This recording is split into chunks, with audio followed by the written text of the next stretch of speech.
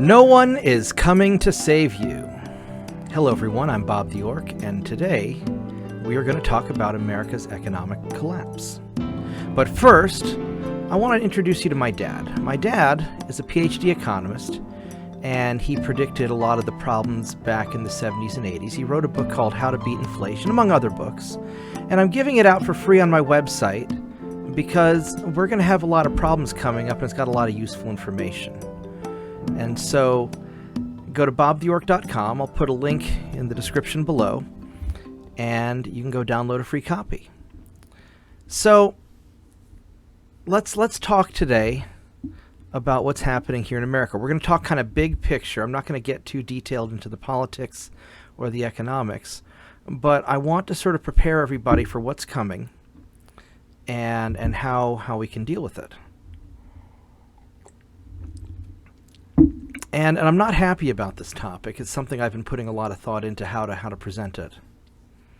So anybody with half a brain knows that the economy's not doing well, despite what our talking heads say on TV. And while I could go into a lot of detail about why this is happening, the short version is that we have corrupt and ignorant leaders. They don't know what the hell they're doing, but they're sure getting rich. We have the largest wealth transfer in human history occurring. It started probably with COVID, and it's still going on.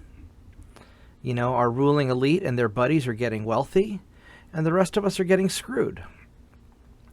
And if you look at all of the news that we're being bombarded with, racism in Ukraine and drag queen story time and gay stuff and sex stuff and abortion stuff and oh my God, liberal issues, oh my God, conservative issues, oh my God, we all hate each other. Well, that's the point. They want to divide us with wedge issues. They want to hate each other so that we're too busy to see that we're all getting screwed by the same people. They want, there's a consolidation of power and wealth going on. Why is it that all these big companies, these big investment companies are buying up all the houses, buying up all the land? Why is Bill Gates, of all people, the largest landowner, farmland in America? That seems weird. I thought he was a computer guy turned kind of weird philanthropist. Or as my buddy, my tech buddy said, that he was, Bill Gates was the guy that buy drinks at the tech conventions back in the 80s. So why are we being bombarded by all this manipulation information? They're wanting us to hate each other and fight each other because they're getting rich. And they don't want us to know because we're the ones getting screwed. There are 3 keys that control the world. And this is essentially energy, logistics, and information. I have a video that I'll put a link down below where I explain this in more detail.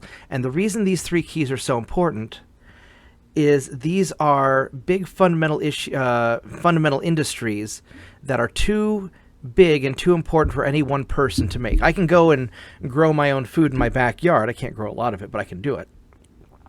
But I can't generate my own energy. I can do a little bit of like solar or wind or something, but I can't generate energy enough to get me from one side of the country to the other.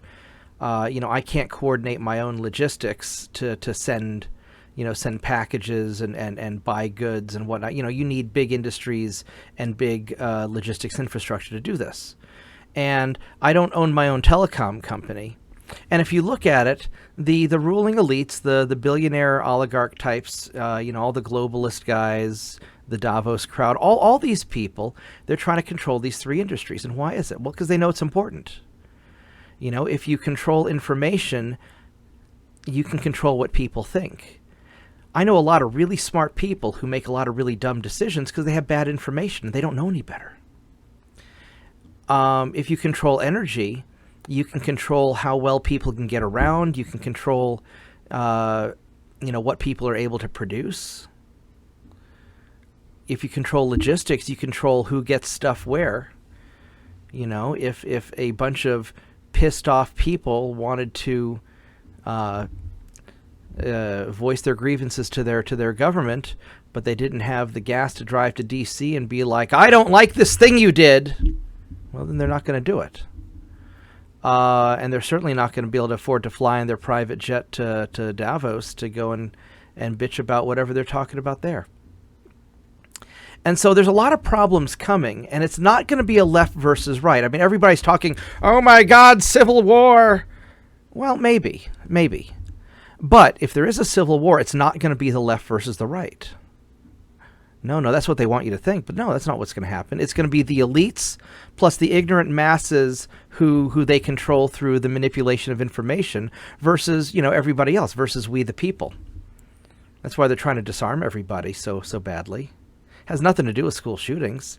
They just don't want us to get, to be able to resist or get pissed off, whenever they do stuff that we don't like. Because obviously bad things have never happened to disarmed populations. Unarmed populations have never been genocided, usually by, evil men who often have mustaches. That's never happened in modern history. No, it happens all the time. So these guys are getting rich. They're selling out the country. They're really kind of selling out the Western world. And we're going to see a lot of problems. Everything's tied to the energy price. You need a lot of energy to produce food, to distribute it and get it places. When people can't eat, when people can't pay their rent, they start getting angry. And there's going to be a lot of unrest. It'll happen in the cities first. It always does. But there's going to be a lot of problems. And the elites aren't going to have to pay the consequences. They have their gated communities and armed guards, and they live in faraway places. But those of us who live in regular places, it's going to be a little bit tough.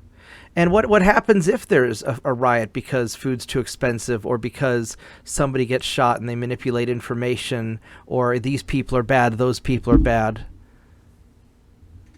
What's going to happen when stuff becomes really expensive, when you can't buy a house? I mean, you already can't really buy a house unless you're making a lot of money, but I don't know a lot of young people who can. Things are going to get really rough, and I can't tell you exactly when it's going to happen, but we're already seeing it happen now. We're seeing more money printed now than in all of history combined. We're seeing, the average people just getting screwed. So a lot of weird stuff's going to happen. And I can't tell you exactly how it's going to happen or when it's going to happen, but I can give you kind of a general overview. And the general overview is going to look something like this. Stuff's going to become expensive, freedoms are going to get restricted, and you're going to see the ruling elite overplay their hand. Because that's what they always do. Look at what happened in the French Revolution. They overplayed their hand, and then bad stuff happened. So something weird's going to happen, and we're already seeing the foundation of this. I mean, we've really been kind of seeing this since probably 2012, starting with Gamergate and some of these other things that most people probably haven't heard of. But there's been this culture war going on under the under the surface. Mostly fought on the internet, and a lot of the conflicts being fought with information, with economics, and hopefully it stays that way. But when things get out of control, things often get violent. So how do you protect yourself? Well,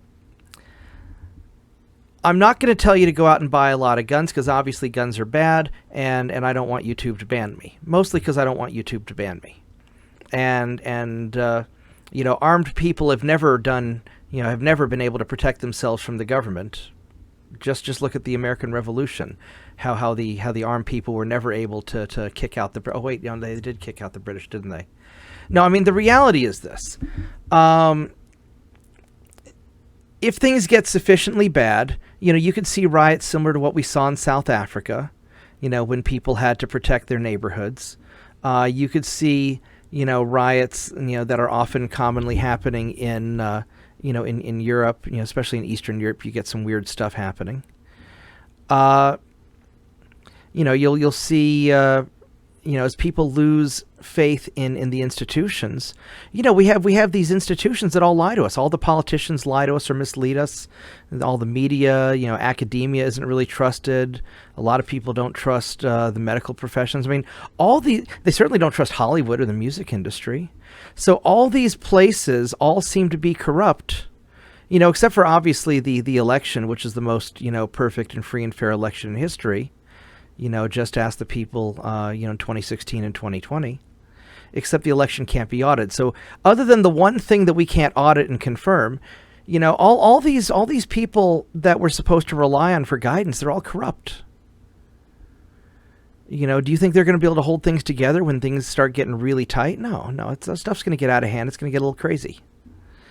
So you're going to want to protect yourself, both economically and physically. And I'm going to give you some broad ideas on how to do this.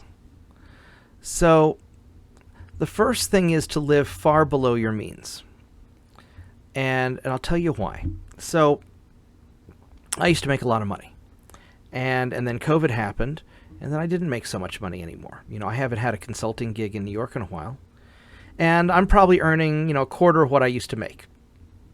You know, roughly speaking, probably about a quarter. But I live way below my means. I live in a very modest home, in a modest neighborhood. And, you know, I decide to hunker down in Oklahoma where everything costs less, and I'm fine. I have to be a little bit careful about things. I'm not traveling the world every month, but, you know, but I can pay the bills. I can eat whatever I want, and it's okay. If I had some fancy, you know, house where I was spending most of my income paying the mortgage and utilities and all that, I'd be in a lot of trouble. And so if you live far below your means, that gives you a lot of extra money to put towards investment, frankly, towards not having to work so hard so you can enjoy your life. And that's really the key goal, because in order to become successful, you need to have free time to pursue other interests, because you're never going to get rich working for the man. You might make some money, but wealth is built, not earned. You're never going to earn your way to wealth. You're going to have to build it. And you build it by having free time and extra money to invest into your projects. And that takes me to my next thing. You're going to have to develop an independent income. You know, the job market is going to be a little bit weird. You know, it's good if you want a job. Lots of people are trying to hire, but they're not paying enough to compensate for all the rising expenses. And a lot of people don't really want to work right now. And everything's getting kind of, it's hard to find good help, and a lot of people don't have the right skills. There's a skills needs mismatch. So you're going to want to build an independent income. And you're going to want to build multiple incomes. You know, I've got probably 3 or 4 different sources of income on a regular basis. You know, my consulting, which I don't really have that much right now, my computer store, some investment stuff that I do, some side projects that I do. And, you know, it all kind of adds up and it kind of stabilizes things. So when my computer store does badly, I've got other stuff to rely on. When I lost all my consulting stuff because of COVID, I could rely on the computer store. You know, I've got my software projects, I've got my, you know, other things, and they all kind of help stabilize. It's like a stool with many legs is more stable than a stool balancing on a single leg. So even if you have a good job, you need to spend your free time developing other means of income. And then you need to invest that income in tangibles. Now, this is not investment advice. The reason this is not investment advice is because if I give you bad advice or if you screw up because you don't understand what I'm saying, I don't want you to sue my ass because I'm not going to pay you any money. Now, broadly speaking, tangibles are things that hold real value. So the tulip craze back in the Renaissance period or whenever it was, those aren't tangibles. Those are just weird things. Tangibles are going to be like, you know, commodities, gold, silver, property. Some people consider crypto tangibles. They're really not tangibles. That's a different issue, and I'm not going to touch on the crypto thing. You guys can make your own decision on crypto. Crypto's been acting weird, and I think there's a lot of manipulation going on because the government doesn't, various governments don't want that. And I'll get into maybe what I think about that towards the end of the video. I'll tell you what I did. So, for example, there's a lot of things that I'm having trouble buying on a regular basis because of supply chain issues. So there's a lot of like laptop parts for my computer store. And, you know, we sell a whole lot of a certain type of laptop. And so I bought a lot of the components I need for this one kind of laptop that I sell regularly. And that way I don't have to worry about the supply chain issues. Or there's a certain type of dog food that my dog likes. And I bought a lot of extra dog food because half the time when I go to the grocery store, to Walmart, I can't find it. And the price has doubled on Amazon. And so when I saw that I could get it at Walmart for 30% less than I could buy it off of Amazon, I figured the price is about to go up. So I bought a bunch of the dog food that he likes because it's going to last a while. There's a certain tea that I like. I love that Lipton black tea. I bought out, I bought out extra. Every time I go buy some to the grocery store, I go buy a bunch of extra, and that way I've got it stockpiled so that, because sometimes I can't find the tea.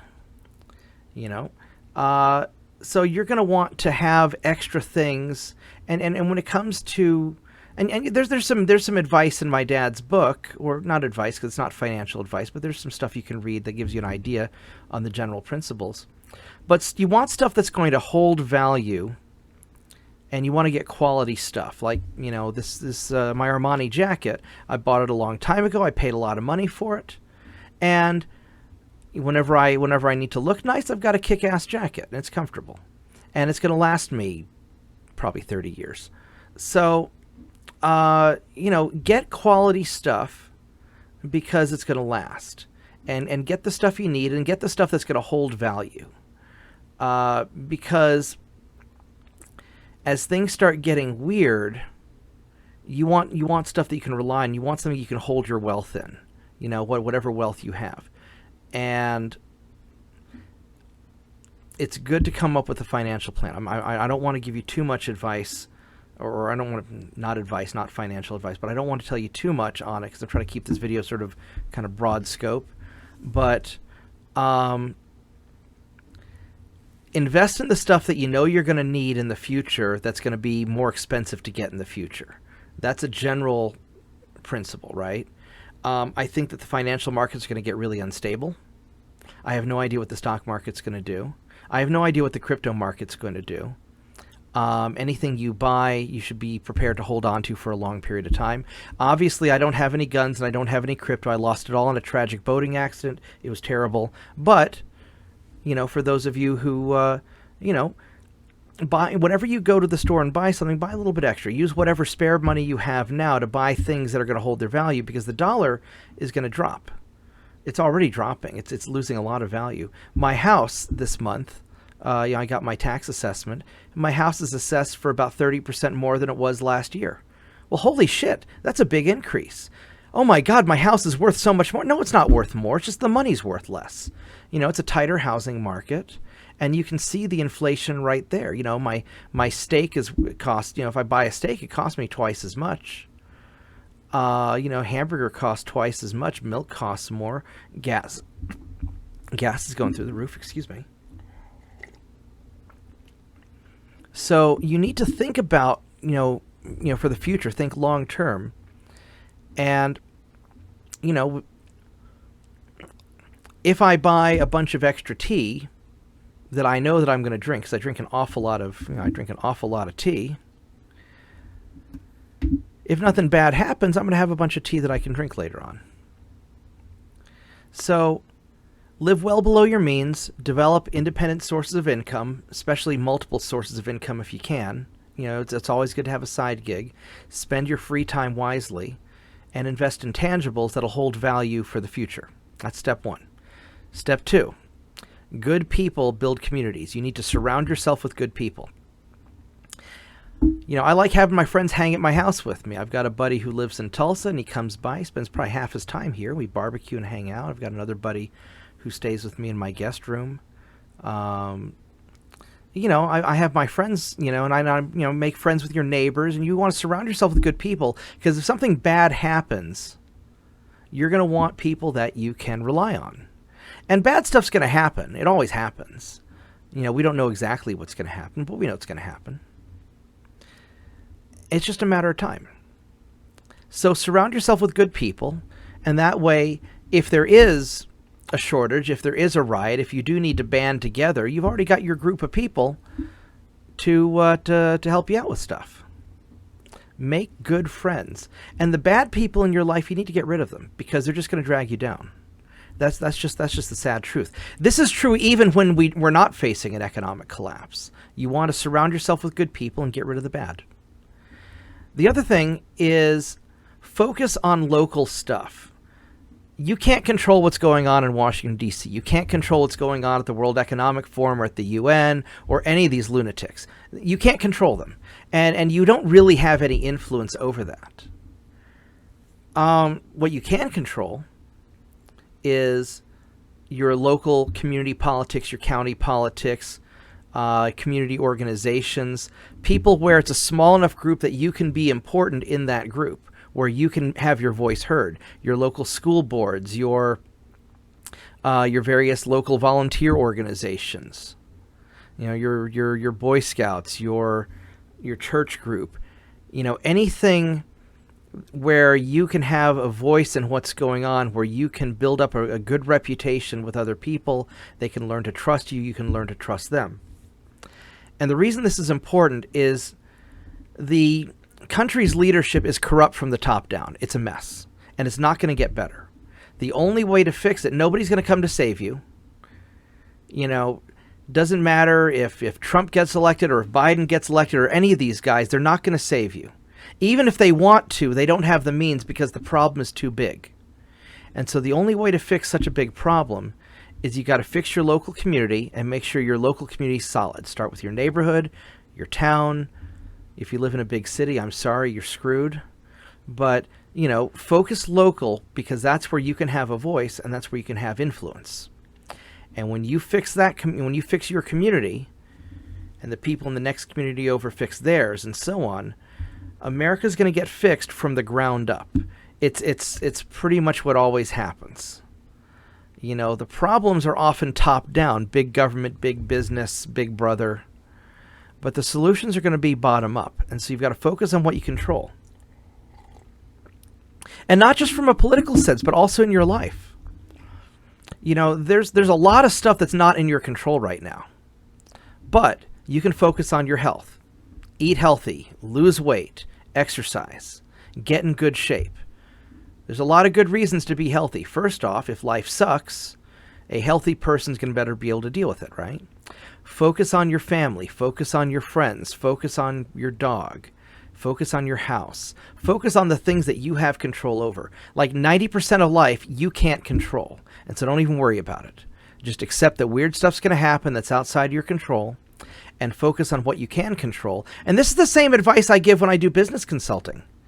In your business, like in my computer store, for example, I can't control whether a customer is going to be an asshole or not, or if they're going to come with some insane problem. I can control if I have good people, if we have a good process to solve problems, right? Focus on the stuff that you can control. Develop good skills, be self-reliant, because we're in for a roller coaster ride. And this is going to probably last for at least 3 to 6 years, maybe even longer. The Great Depression lasted for like a decade or two. It started in the late 20s and lasted until World War II. So this is not going to be like a 2008 short-term problem. My dad's saying that this is going to be probably the worst economic disaster in our lifetime. And the big difference between now and in the past, in past problems, I think the leaders were making a lot of stupid decisions. Nowadays, they're making stupid decisions, but they know they're making stupid decisions, and they've got their money invested elsewhere and protected so that when the house of cards comes crumbling down, they're still fine, but you and I pay the bill. And when eventually people are going to figure this out, and they're going to be super pissed. And if it were me, I'd keep a low profile. I live in a modest house. People don't know where I live. And if you show up at my house in the middle of the night causing problems, I'll be super pissed. So don't fucking do that. You need to keep a low profile and take care of your close group first. And then once you get your life together, it's like Jordan Peterson says, clean your room before you try to fix society, right? Fix your stuff first because it's going to get hard. And then fix your friends, help your people out. And build these strong neighborhood communities, these small local communities, and develop useful skills. Make friends with farmers. Farmers produce food. Farmers are awesome. Things are going to get really weird, and we don't know exactly what's going to happen. We just know that it's coming. And so you want to prepare yourself as best as possible, both physically, health-wise, mentally, education-wise, and spiritually, whether it's get right with God or find inner peace, prepare yourself for a difficult journey, because it's going to be a difficult journey. And that's okay. Difficult journeys are good because it makes you a better person on the other side. So there's a light at the end of the tunnel. You're going to be a kick-ass person when you get through this. But it's going to be difficult. So focus on the things you can control, live below your means, invest in quality, and you'll get through it. Now, I'm going to touch on a little bit of my personal thoughts for sort of, big picture what's happening. And I think that there's a lot of people talking about, about civil war and conspiracies and all the big stuff happening. And I think if I were to break it down to a general trend, I'd say this. I think that there is a brewing conflict between people that want to centralize power and wealth and control versus the people who want to decentralize power, wealth, control. And you see this, for example, with crypto, right? A lot of these big financial organizations, UN, people like that, these cryptos are good because they're centrally controlled. These cryptos are bad. Bitcoin's bad. Ethereum's bad. Zcash is bad because it's decentralized. But any of the centralized stuff is great because that way, if we don't like you, we can zero out your account. I think what happened to the Canadian truck drivers, whether you like the truck drivers or not, that's irrelevant. I don't give a shit one way or the other about that. But what's important is these people were protesting stuff in Canada, and the Canadian government basically zeroed out their bank accounts or froze their bank accounts. That's centralized control. Now, it doesn't matter which side of the issue you're on. The fact that a government can push a button or send out a national security letter and grab your stuff, that's terrifying. Because maybe it's the other side that gets screwed this time, but maybe it's your side that gets screwed next time. And so you're going to see people that want to be able to do that to you financially, information-wise. Look at all the people getting, they get banned and censored on the internet. You're going to see a fight between the people who want that control to be able to screw people that they don't like versus the people who are like, hey man, live and let live. I want to decentralize power so that nobody can really mess with each other. And that's really where I think you're going to see the big fight. Just remember, the same people that want to take away your guns are the same people who also say that the police often kill unarmed people. Well, I mean, which is it? Do you trust the police to protect everybody, or do you not trust the police? For example, the same people who want government to tell you how to live and have all this centralized power. These are the same people who are basically taking your stuff. Obviously, I'm on the side of decentralization. I think that whenever you centralize power, I think that bad things tend to happen because even if it's good for a while, all it takes is one asshole to get control, and then you have some massive atrocity occur. So I think that's very dangerous. But I think you're going to see the elites who want to centralize power, and they're going to weaponize misinformation to mobilize, ignorant masses of people. And I think that they're going to want to centralize power, and I think that we, the people, the normal folk in America and in the world probably, want to have more of a say in how we live our lives. I don't actually care that much about national politics. I don't want to go to D.C. and protest. I just want people to leave me alone, stay off my lawn. But if people start coming and telling me what to do, it's like during COVID. You had all these people telling me this is how I should run my business. Well, go screw off. I have a great doctor. I already talked to my doctor. He told me how to protect my business, how to protect my customers, how to protect my employees. We implemented what he said, and we were fine. And all of our customers were fine. I don't need somebody telling me to shut down or to do anything. Now, I understand that some industries are harder than others, but serious people will figure out solutions to their problems. You don't need, somebody 1,000 miles away telling you what to do. They're not your dad. So I think this is where you're going to see the source of a lot of problems. And if you look at a lot of the conflicts that we're being bombarded with, they're jumping from one emergency to the next to keep you distracted. So you're going to need to really think about what's real and what's not real. A lot of people are good people, but they're dangerously ignorant because they don't live in objective reality. And sometimes objective reality sucks. Sometimes the truth is unpleasant. But I would rather know the truth, and I can see things with my own eyes, than be ignorant and manipulated by people who don't have my best intentions in mind. So learn how to be self-reliant, develop useful skills. That's really your only salvation. And I think that, unfortunately, if you haven't already prepared for a lot of this, and I've been talking about this for a while, but unfortunately, until things get bad, people don't tend to really listen that well. I know a lot of people are prepared for problems, and some people go way overboard. I don't think we're going to have a zombie apocalypse or anything like that. Generally speaking, the people who do well in bad situations are self-reliant. And remember, whenever you have a crisis, whenever you have a big problem, you have a lot of chaos, but chaos also breeds opportunity. And so one of the best pieces of advice that I can give you, it's a little bit of financial advice, but not really financial advice, so don't sue me if you screw this up, okay? Whenever there's chaos, there's opportunity.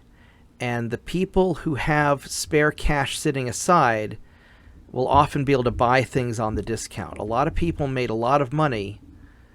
For example, when the Soviet Union fell and they had huge economic chaos back in the 90s, the people who had some money were able to buy up assets cheap, and now they're really wealthy.